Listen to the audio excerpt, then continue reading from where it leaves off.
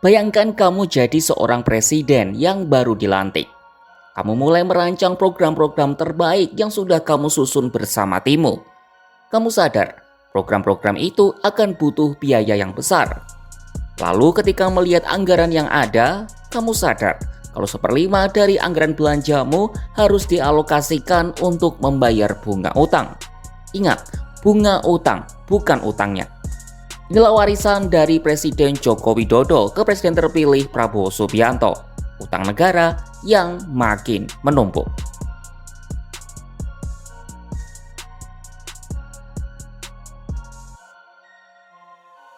Sekarang mari kita lihat seberapa banyak peningkatan utang yang terjadi di era pemerintahan Presiden Jokowi. Saat pertama menjabat pada tahun 2014 lalu, Presiden Susilo Bambang Yudhoyono mewariskan utang negara sebesar Rp2.608 triliun dengan rasio utang ke PDB sebesar 24,75%. Lalu di akhir periode pertama Jokowi, jumlah ini bertambah lebih dari 2.000 triliun menjadi Rp4.800 triliun dengan rasio ke PDB sebesar 29,80%. Utang ini membengkak pada periode kedua pemerintahan Jokowi. Pada 2021, ketika COVID-19 masih melanda Indonesia, utang negara bengkak di angka Rp6.947 triliun dengan rasio ke PDB mencapai 41%. Lalu hingga akhir Juli 2024 ini, total utang pemerintah mencapai Rp8.502 triliun dengan rasio ke PDB sebesar 38,68%. Dan kalau sesuai target di APBN 2024, posisi utang pemerintah akhir tahun ini akan mencapai Rp8.700 triliun. Lalu apa yang perlu dikhawatirkan? Bukankah pemerintah sering mengklaim kalau rasio utang tersebut masih aman-aman saja? Nah, memang betul bahwa rasio utang Indonesia masih jauh dari ambang batas yang ditetapkan. Dalam penjelasan atas pasal 12 ayat 3 Undang-Undang Nomor 17 Tahun 2003 tentang Keuangan Negara, dijelaskan bahwa ambang batas utang adalah 60% dari total PDB. Sampai Juli 2024, rasio utang pemerintah masih di angka 36,68%.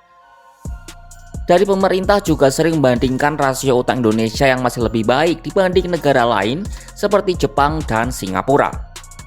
Ekonom dari Bright Institute Awalil Rizky mengungkap, rasio utang Jepang terhadap PDB mencapai 264%, sementara Singapura 168%. Namun narasi ini dinilai mengelabui. Sebabnya ada hal yang luput disampaikan pemerintah, yakni rasio pembayaran bunga utang negara maju terhadap total belanja mereka jauh di bawah Indonesia. Porsi pembayaran bunga utang Jepang terhadap total belanjanya hanya 6,2%, sementara Singapura bahkan hanya 0,4%. Artinya, meski rasio utangnya sangat tinggi, APBN negara maju tidak dibebani dengan keharusan mencicil utang. Lalu, bagaimana dengan Indonesia? Dalam satu dekade terakhir, beban pembayaran bunga utang meningkat drastis sebesar 274%. Adapun kenaikannya paling tinggi dibandingkan belanja lain di komponen belanja pemerintah pusat. Pada tahun 2014, pembayaran bunga utang hanya mencaplok 11,11% dari total BPP di APBN. Sementara pada RAPBN 2025, dengan rasio utang sekitar 39%, porsi pembayaran bunga utang mencapai 20,5% terhadap belanja.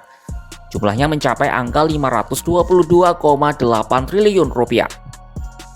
Artinya sebanyak lebih dari 1/5 total belanja pemerintah pusat harus digunakan untuk membayar bunga utang pemerintah. Tidak hanya itu, dalam 10 tahun terakhir, pemerintah harus gali lubang tutup lubang, alias berutang untuk membayar utang. Hal itu terlihat dari data keseimbangan primer dalam APBN yang mengalami defisit dalam satu dekade terakhir, kecuali pada tahun 2023. Keseimbangan primer yang selama ini defisit mengindikasikan pemerintah harus menarik utang baru demi membayar cicilan bunga utang. Nah, praktik gali lubang tutup lubang itu akan kembali terulang tahun depan. Soalnya pada RAPBN 2025, keseimbangan primer diproyeksikan defisit sebesar 63,3 triliun rupiah. Masalahnya lagi, meski mendapat warisan utang segambreng dari Jokowi, Prabowo justru berniat menambah utang-utang baru. Padahal penambahan utang Indonesia yang sedemikian besar ini tidak diimbangi dengan pertumbuhan ekonomi yang baik.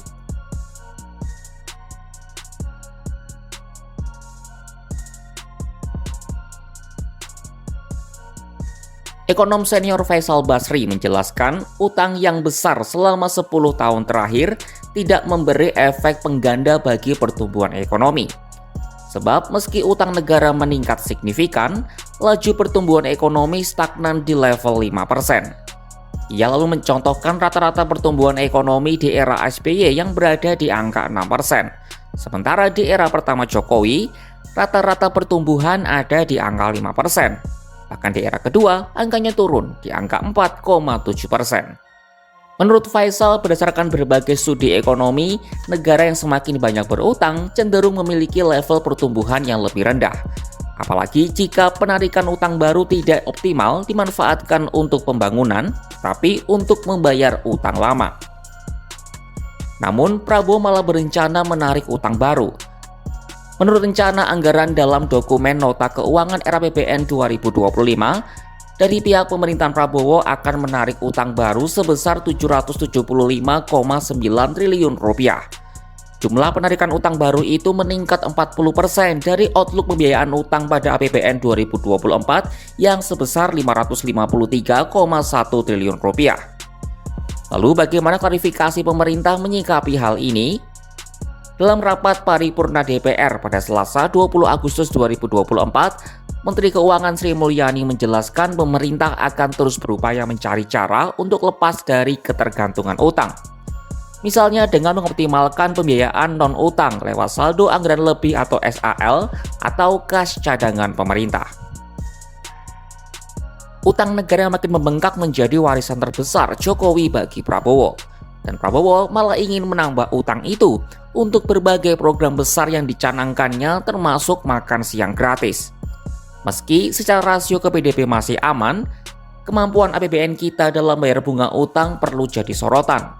Sebab seperti kata Faisal Basri, makin banyak utang maka makin turun juga kualitas pembangunan kita. Mari kita kawal terus penggunaan anggaran Jokowi di akhir jabatannya dan juga pemerintahan mendatang hanya di kanal YouTube Kompas.com.